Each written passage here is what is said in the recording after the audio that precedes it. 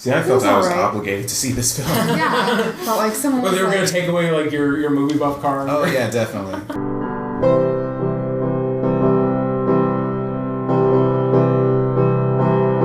Hello, everybody, and welcome back to the T.H.O. Movie Reviews podcast, the show where we bring you passionate, honest, and insightful film criticism. I see Mo pointing right now, underlining each beat of that, hopefully now iconic phrase. Oh, yes. We have a catchphrase. I'm your host, Bennett Campbell Ferguson, and today we're doing a podcast about the Criterion release of Jackie Chan's Police Story and Police Story 2. I'm joined by two of my wonderful colleagues, Amelia Eichler and Mo Shaunette. I got a question for both of you before we start off. Yes. Okay. So we all studied film at PSU. Yes. Yes. As you were watching this movie, did either of you find the phrase cinema of attractions floating around in your psyche? Oh, yes. Spectacle is a big word. Yes. Popped in my head multiple times. I was just getting flashbacks to Buster Keaton and Charlie Chaplin. Totally. Oh, yeah. It's funny, like one thing I think is intriguing about this movie is it's almost like proudly devoted to spectacle and like proudly devoid of depth, you know, and that's it's oddly refreshing. I find reading what I saw this movie like 2-3 weeks ago. That's right. I did a little Googling on it, a little IMDb-ing, I guess. Apparently this was part of Jackie Chan trying to break into international cinema through the Chinese box office, and I can see that. It is definitely more about spectacle than about story, but it works. Yes, yeah. It's trying to speak a very universal language. Yeah, I think with the humor especially, I didn't do much Googling before I watched the film because I get very swept up in what people have to say about. I'm very impressionable is what I mean about what people say about certain films. So I just went into it totally blind, and I think he did try to reach an international audience, especially through the spectacle, and then also through the comedy as well. Sure, yeah. Well, I remember it's kind of interesting. I remember someone saying that like Mr. Bean is kind of like one of the ultimate international movie characters because physical comedy is the one thing that you really don't need to subtitle. Yeah. I mean, you don't need subtitles for in Police Story the mall fight at the end. Yeah, that was amazing. So we got into this a bit already, but before we talk about the DVD itself and review that, and by the way, we're really just focusing on the first film of this podcast. Although I did watch the second, so I might drop a few tidbits about that later on. Please do. But what did the two of you think of Police Story overall, and also what is, I mean, for instance, I came to this kind of blind, not only in the sense that I didn't know much about the film, but honestly, I haven't watched hardly any Hong Kong action cinema. I mostly knew Jackie Chan through Rush Hour. Could each of you talk about what you thought of the movie overall, but also your, I guess, relationship to this genre? I thought it was fun. I hesitate. The first word that came into my mind was unambitious, but then knowing the stuff he went through to make this movie, it's completely the wrong word. So again, it is basic in terms of story, but they do comedy and action really well. It reminds you why Jackie Chan became such a big international star like he did, and it's a lot of fun. It was a huge hit in China, and it's easy to see why. In terms of, I guess, my relationship to... Are we talking Hong Kong cinema in specific? Or... I mean, whatever you want, really. Well, similar. I mostly know Jackie Chan through his American releases. I saw Legend of Drunken Master when I was a teenager, and the rest of them I I don't know if I haven't seen a lot of them. But American releases, I definitely watched a bunch of those. I watched the Jackie Chan Adventures cartoon, and I loved it. And it's probably aged like cheese, but I will still I have to imagine I will go back and watch it again at some point if it's on Netflix. Some cheese is aged better than others. There's cave aged Gruyere. Pretty good. Yeah. So, it's very entertaining and very enjoyable, and I would say it's good movie night fodder. Amelia? So, like I said, I didn't really walk in with much of an impression, other than the fact that I really don't enjoy action films.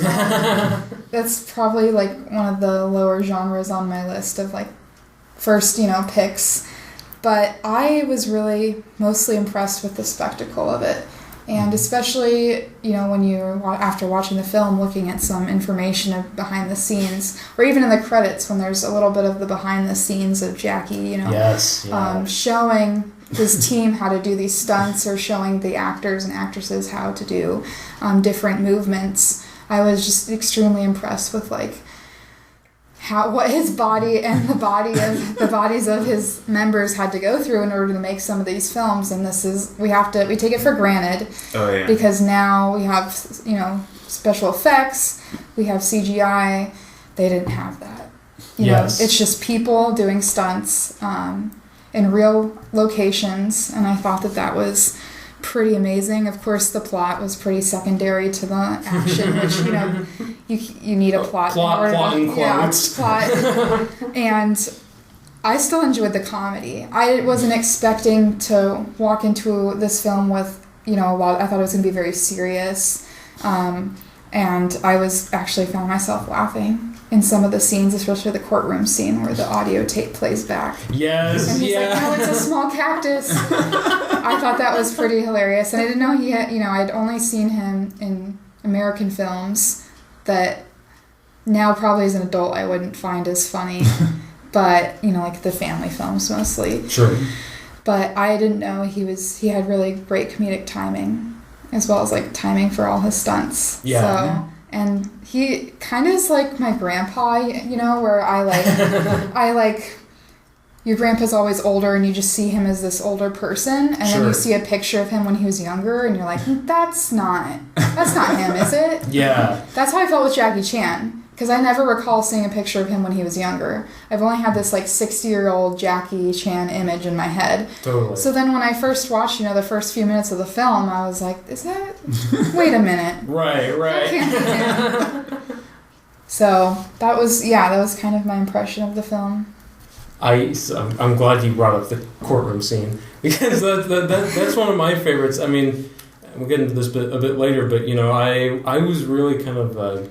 in these films, amazed by the potency of again, there's not much plot to speak of, but there's this pretty sharp satire. Like there's this one line in the second one that I love where he said, he's being admonished by superiors for property damage and whatnot, and he says something to the effect of, well, the taxpayers understand that that's part of what they're paying for. I was just like, oh man, that's great. But I really like the movie, like, and I think too, like, in an age where a lot of the action films and action comedy we see now is very self-important. There's almost something kind of refreshing about to be frank, the dumbness of these movies. Like, I remember when I was at U of O, they had these free screenings every Thursday night, so I would see movies I would typically never see, like The Fifth Wave or Ride Along 2, which is kind of a fun buddy movie, but it also kind of wants to have a sort of a wholesome message about togetherness and getting along, and it's like I was kind of amazed by how defiantly these movies have no message. It really is just goofy spectacle, and maybe with kind of this almost cosmic setup where he's sort of like a victim of fate and a superhero at the same time. Like he does everything right and everything wrong. Like any high stakes scenario, he can, somehow get out of it, like, no matter how crazy things get. But then again, like, he also is, like, he's almost, like, cosmically doomed to be the worst boyfriend ever. It's like, I mean, poor, Maggie Chung,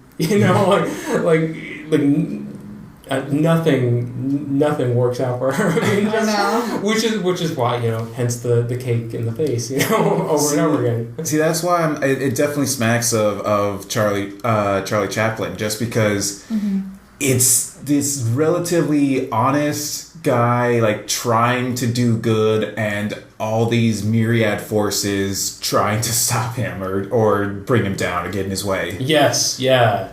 Well, have y'all seen the Modern Times? Yes. No. So, well, there's a scene, which I'm sure you'll remember. I've seen bits and pieces. Where, a flag falls off a truck.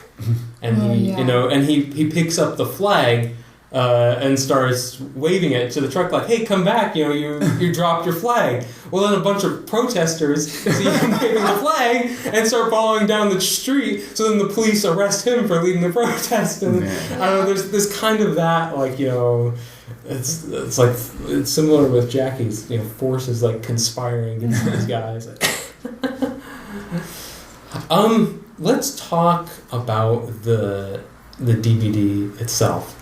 I think we can agree that, and this might be a silly thing to talk about, but the packaging is really beautiful. Yeah. And did either of you see the poster? Oh, yes.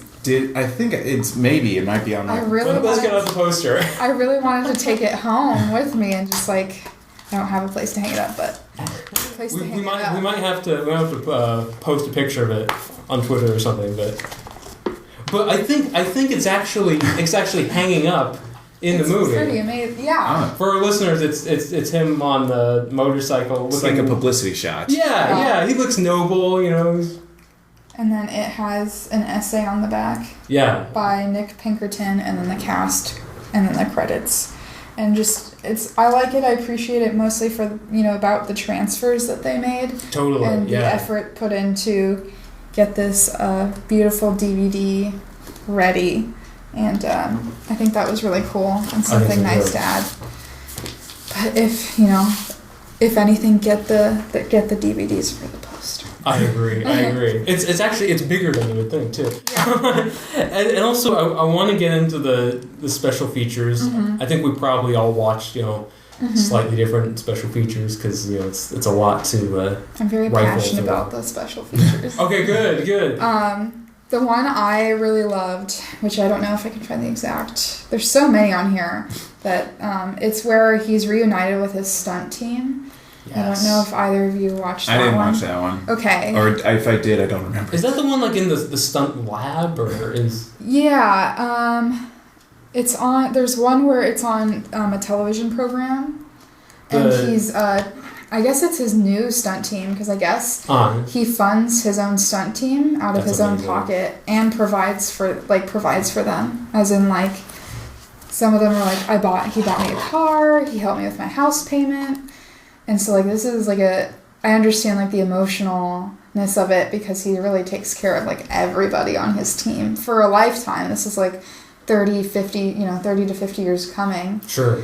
And yeah, it was just him on like a television show with he had his new stunt team behind him, and they're watching these interviews of his old stunt team members talking about how much the team meant to them and like how dangerous these stunts were that they actually did, and walking away with a broken arm or a broken leg like every other day. And he it shows his reaction, like him watching it, and then when it's done, he's thanking everyone. He turns around for a brief second, and they've replaced all his new stunt team members with his old stunt team members, and he hasn't seen them in like a decade or more, and he just starts crying. Oh. And I was like, I have to admit, I got a little teary while watching that. But yeah, I think that's where I really got into appreciation, like watching that special feature for like everything they did, in terms of like risking their life and their limbs for just a film, Yeah. And that dedication. I was thinking about there's a one of the special features is in the stunt lab, and there's this part where the stunt team faces the camera and they all say in unison, "We are the Jackie Chan stunt team." And it's kind of funny. It's like wow, that's devotion. Like it's almost like it's almost like I feel like bad putting it this way because this is maybe has the wrong negative connotation. There's almost like a cult-like in a way. Like I mean it's a wholesome it's a wholesome cult. But it's like you get the sense it's almost like there is like apostles. I mean he's like passing on the knowledge. He's like Jesus is what we're trying to say. Yeah. Luckily he hasn't died for our sins yet. But don't jinx it. Because the one that I watched, the two that I remember, one of them was it was an excerpt. I think what was the show? Son of the Incredibly Strange Film Show. It was an excerpt from that where he talked about one of the stunts where he came pretty close to dying. Yes, yeah, the armor of God. Yeah. Thing. And he was supposed to jump from a tree over a fence or something, and he missed and he landed wrong, and it just hit his head. Yeah, and that's one of those things where it's like every so often, I don't know how often this happens, but when it does, like hearing about stunt people who died during filming, that messes you up because that should not happen. Yes. So absolutely. for the most recent example I can think of was Joy Harris on Deadpool 2. Yeah. And it's just like it's kind of shocking and horrifying what they go through, but the results are extremely entertaining and also terrifying just because it's like, oh, he really, like just reading in Police Story, just the final jump sliding down the pole, he dislocated his hip and got second-degree burns all over his arms. Ooh. So that puts things into stark contrast, I would say. Yeah. In other words, Tom Cruise is a wimp. Like, people are freaking out because he hung off the side of a plane, whatever. Get in line, bud. Yeah, yes! No, it is. It makes it all the more, like, I want to rewatch the film, with more of that knowledge of, like, this, just some of the stunts that they pulled off. Totally. It really provides, like, a whole new context, because I've, heard so many stories of stunt doubles dying, or, it's really, like, a rough job. But they're dedicated to their job, so they keep on going. It's scary too to think that sometimes, like, I don't know, the pressure in that world. I mean, because in the Deadpool 2 instance, she wasn't how she died. It was she was doing they had her do a motorcycle stuff that she was probably not prepared to do. Yeah, from what I remember, it was that she was not trained as a she was not trained as a stunt driver for motorcycles specifically, and because she was doing a stunt double for Zazie Beetz, they wanted her to not be wearing a helmet and to have her to be wearing like a wig to match Zazie Beetz' hair, and it went wrong. The other example that I can remember that thankfully no one died, but it was Uma Thurman on Kill Bill. Yeah. Which is its own little can of worms that we won't get into. But yeah, it's the stuff that people go through for the purposes of entertainment. It's a little insane. Totally. I guess the thing about Jackie is that like he seems so in control of like the whole situation of the like the production. There wasn't some higher person telling him like, I want you to put this person in charge that I know isn't qualified to be in this position, or having some director not be present when a stunt was going on, because I feel like I hear a lot of stories where there wasn't someone supervising correctly, or there was someone telling this person who didn't have enough experience to do this stunt.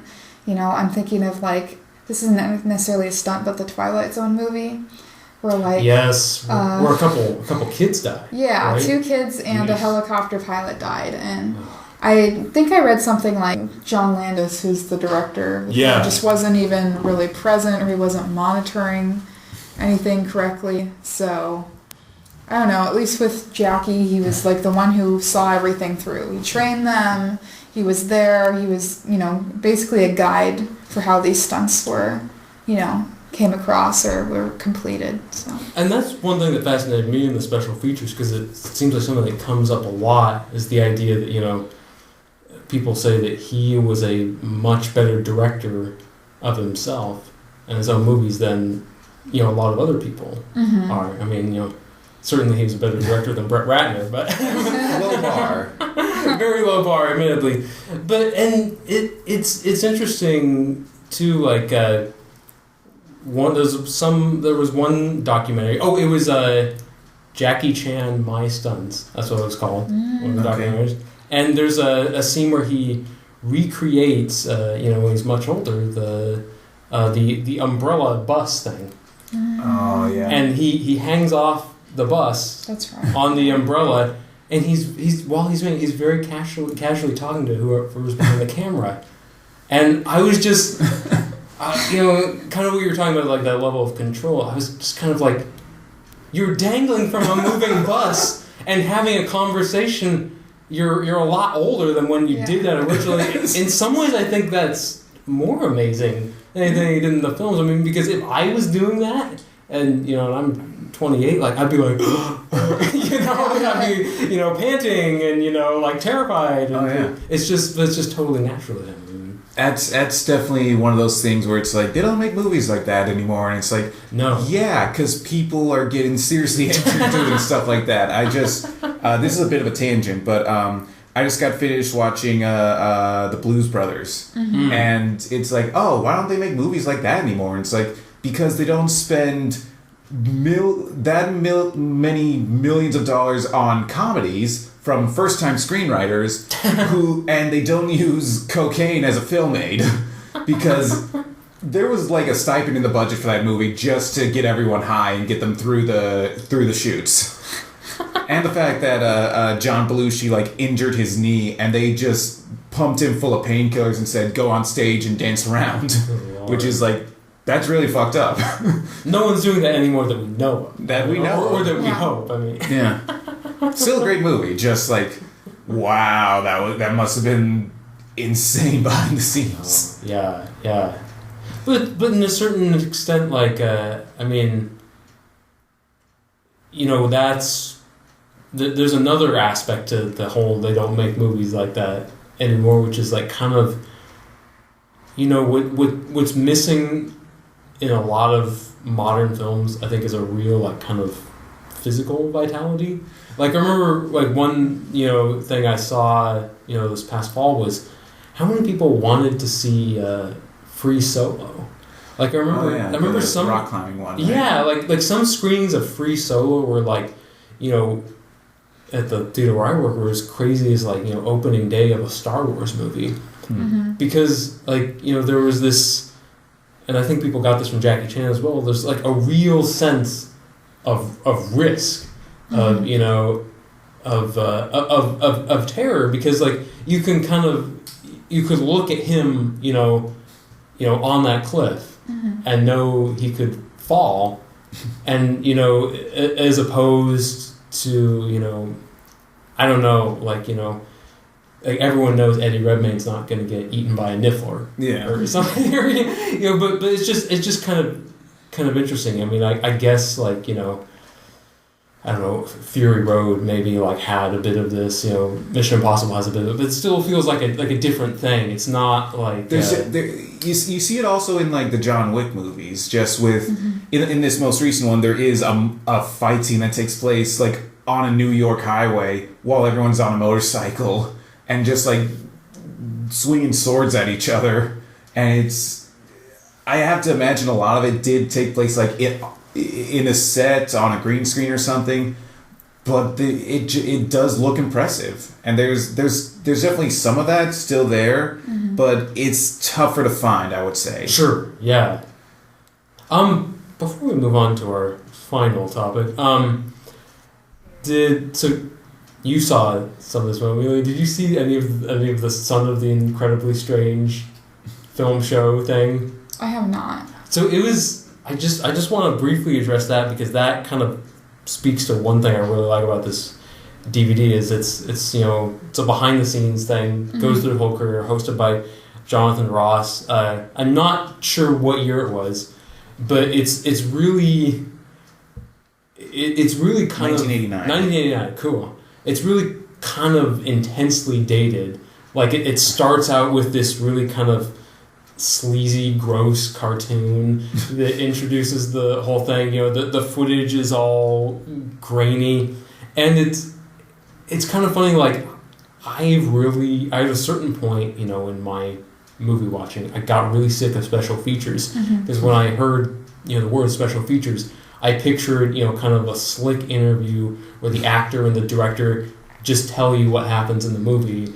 Like basically bragging about the accomplishment. Yeah, but not even offering any kind of granular detail. Like usually it's things like, well, the character is going through some difficult things in this film, and they face a crisis of conscience. And it's like I think for one thing, it's cool to get these full documentaries that are kind of time capsules, and also they really do go into detail. Like there's a behind the scenes thing where I think this was in My Stunts, or maybe it was something pretty strange films. I don't know. They're all blending together at this point. They're all cool, but they show two members of the stunt team fighting, and at one point one of them has to get hit with a glass, and the glass shatters, and the freeze frame and show this take of the stunt didn't work because the glass didn't shatter in the center of the frame. It has to shatter in the center of the frame, and I hadn't seen a DVD in a long time where there was that level of detail, and I really appreciate that. I mean,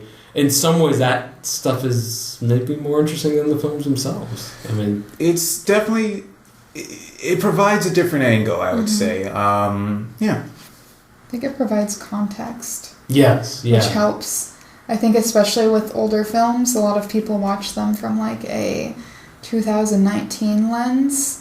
When they should not be watching it through a 2019 lens. Yes. And so I think that especially in this DVD, but a lot of other DVDs, especially from Criterion, which I think always releases really great DVDs with special features, they help really provide the historical context and the behind the scenes, stuff that can help contribute to a really great viewing. Yeah. But maybe, lets viewers look at it through a different lens than maybe they would have done previously. I think that's a really great point. And I think about the fact that say we were all the ages we are now, and we were film critics when these movies came out. I mean, I don't want to speak for either of you, but I'll speak for myself. I mean, I probably, because of the way I'm trained to think about film and what defines a great film, I probably wouldn't put either of these on say my top 10 list or my honorable mentions when they came out. I mean, but having, watched some of these special features, thought about context, what goes into it, I don't know. I might have. Maybe the first one would have been number 8. I mean, or number 5. I don't know. I mean, but it's just, it's interesting to think about. Yeah.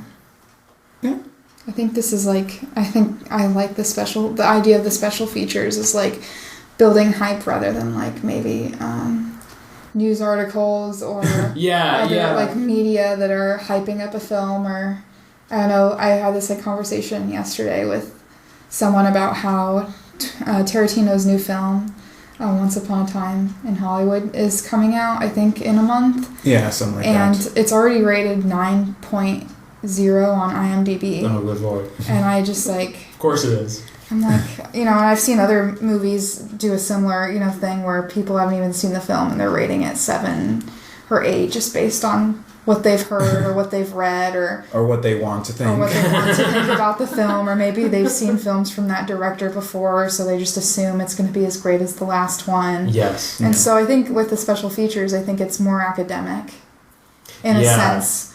Rather than hype, it provides an actual facts, actual anecdotes and first hand knowledge about the film and the production of the film. I mean, in an odd way, I think the special features like this are sort of the opposite of hype. Yeah. Because instead of kind of like vague promises of greatness to come, they're reflecting on, something that worked and very specific details about why it worked. I mean, and to go on a brief tangent, like I do think it's funny, like with what you're talking about IMDb, like how, like I don't know, there are just like certain things where it feels like people who love movies, like or at least large groups will within that group will almost like decide something is great or something is terrible before they even see it. Like I remember like when Phantom Thread came out, and it's like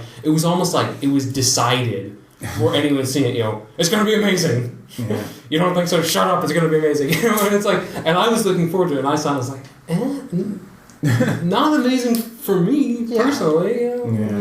I was not fond of that one.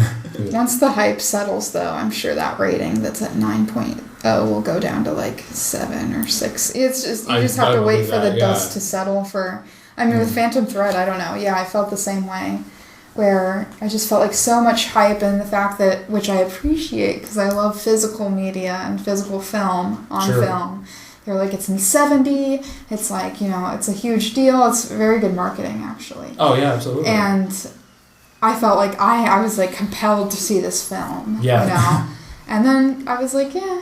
See, I felt I was obligated to see this film. Yeah, I felt like someone was they were going to take away, like, your movie buff card. Oh, yeah, definitely.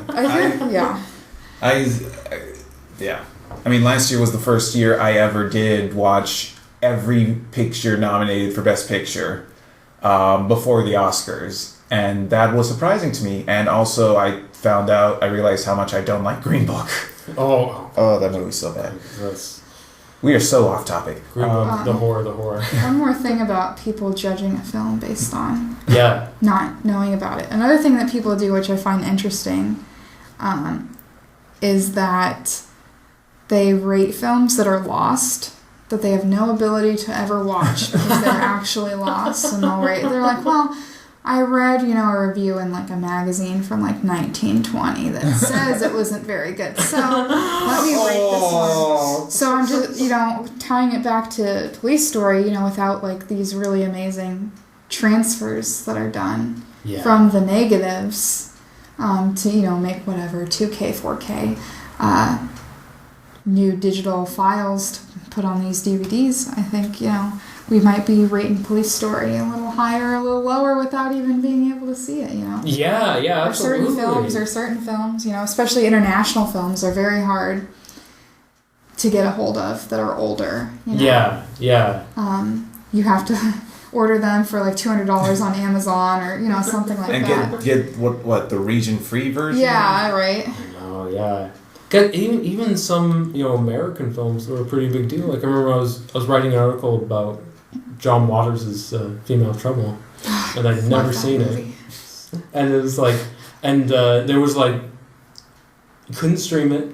There was one copy at Movie Madness that was checked out, and I had to pray that copy would be returned in time for me to see it so I could write the article. And it was kind of weird. It's like in, I think it was, I can't remember, it was 2017 or 18 when I was writing, but I was like, in the 21st century, I'm waiting for a DVD to be returned. It's like, come on, like, really? But that's a whole other thing. I'm excited to see what else Criterion is going to come out with soon. Me too, yeah. I know that they are coming out with Female Trouble.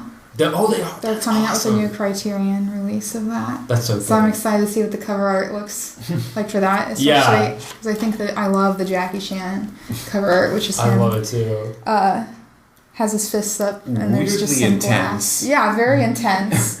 This is like towards the end of the film when he has all those cuts on his face, and when he's been through hell and back. He's been through a few, like cakes in the face and a few lot punches. Of sugar glass. So, but I love the font. I love everything about it. They do such a good job. They do. Oh man. I actually wasn't planning on bringing this up, but I think it's interesting. But you got it. Yeah, I got it. Yeah. So we might as well. Yeah. When we watched the first one, Mo, I remember like at the very end of the film, you said that's how the film ends with him, beating up someone who's already been arrested. And it's like I don't even necessarily have a take on this, but like, what do we make of that? Well, he's the good guy, so he can get away with assaulting a suspect in custody. Yeah, he's dedicated to his craft. It just I thought it was like, it's kind of one of the interesting things, like. Again, they talk about the behind the scenes stuff, that like the iconic Jackie Chan postures, like him kind of like defending himself. Mm-hmm. Like he's always on the ropes, like he's the opposite of a Schwarzenegger or a Stallone. He's the underdog. He is the underdog, and I don't know, there was something like that almost made him seem like that more absurd, to have him like and doing a kind of Schwarzenegger-esque like display of like manly bravado, like anger. Yeah, like, I'm so enraged, I just have to beat this fucker, and it's just like, and isn't it like it ends with like that freeze frame of him of them holding him back from like beating the crap out of this guy. He leveled up. Yeah. They can't contain his. You can only beat the underdogs can only take so much. I think he just like throughout the whole movie, he's been trying his best. He's been, somewhat succeeding, somewhat failing, and then towards the, after the mall scene, he's just like, I gotta let someone have it. And it's going to be the person in custody. He's been keeping it all inside. Yeah, he's been keeping it all inside. He just had to let it out, and then he'll be back at it. See, that's what after we watched it, I pulled up on YouTube some fight scenes from one of my favorite modern martial arts films, which is The Raid 2. Mm-hmm. And I get kind of a similar vibe to Iko Uwai, who's the main guy from that, where he's in like regular dialogue scenes, like just him acting, he's very like mellow, he's very reserved and kind of just innocuous, and then the fight scenes start and he is ballistic. He just goes absolutely nuts, and it's a really sharp contrast, and I get kind of the same vibe from Jackie Chan in this movie of him going from comedy mode to action mode, like just at the drop of a hat. And it makes sense because they're very similar muscles. It's both like broad physicality to it. I think the tone is like very even across, because sometimes there's films where they don't really know if they're trying to be funny, or if they're trying to be serious, or when they should switch tones, and I think what I read, what's the film with, I almost said Michael Scott, that's not his real name. What is it? Steve Carell? Yeah, what is it? Oh, Welcome to Marwen? Yeah, I think one of the criticisms of that film is they didn't know, the tone was all off. It was uneven, undistributed. They didn't know where they were going with it. I only ever saw bits and pieces because we had it at the theater, but from what I read, it's kind of was the kind of like softer, family friendly version of what is a much more dark story. Yeah. Just because not just because of the circumstances of like, he was assaulted and suffered brain damage, but also just the art he produced was a lot more juvenile, a lot more violent and sexual, and just weirdly kind of like from the mind of a 14-year-old. And they, from my understanding, they kind of tried to soften it up for the movie, which is missing the point, maybe. Yeah. It's kind of like it brings up the whole thing about Robert Zemeckis. Like it's very different to watch his take on Philippe Petit in the documentary Man on Wire. Which Man on Wire, like shows like, oh, he was this lunatic, like who everyone followed into hell, and and Zemeckis is telling us like, like he was this awesome guy, and everybody loved him, and it was a big romantic adventure, But that's a whole. There's always an angle. I think that I like Jackie Chan's character more because he's more. I think the comedy helps humanize him. Yeah. And with a lot of other action films, maybe I don't feel that with a lot of the characters sometimes. I feel like this cold detachment from, like, humanistic qualities. And so I think with Jackie Chan, like, certain scenes, like him, like, not being a good boyfriend, lying and, like, failing, and, like, it's, you know, I think scenes like that help add to his character a lot. I think they do too. I mean, I think it's just, and not to, you know, keep harping on this point, but there's such a seriousness that you know, has to be a part of, it feels, almost every action movie nowadays. Like, even, you know, Tom Cruise's The Mummy was kind of imagined as this sort of grand, you know, vision, you know, the foundation of this, you know, of the vast dark mythical universe. the dark universe, yeah. And it's like it's just kind of, you know, look, you know, I like some fun already, for God's sake. Yes, absolutely, yeah. And look, you know, like I like, you know, a really good action film like The Matrix that takes itself really seriously as much as anybody, but, you know, with Police Story, like, there's just something so refreshing about the lack of pretension. Like, I don't think he had any other intention but to entertain us, and I think there's something to be said for that. Yeah. We're here to have a good time. Yeah. Absolutely. That's going to be our mission statement now. All right. Any final thoughts before we wrap it up? It is a fun movie. Go watch it. Jackie Chan is our grandfather. Hear, hear.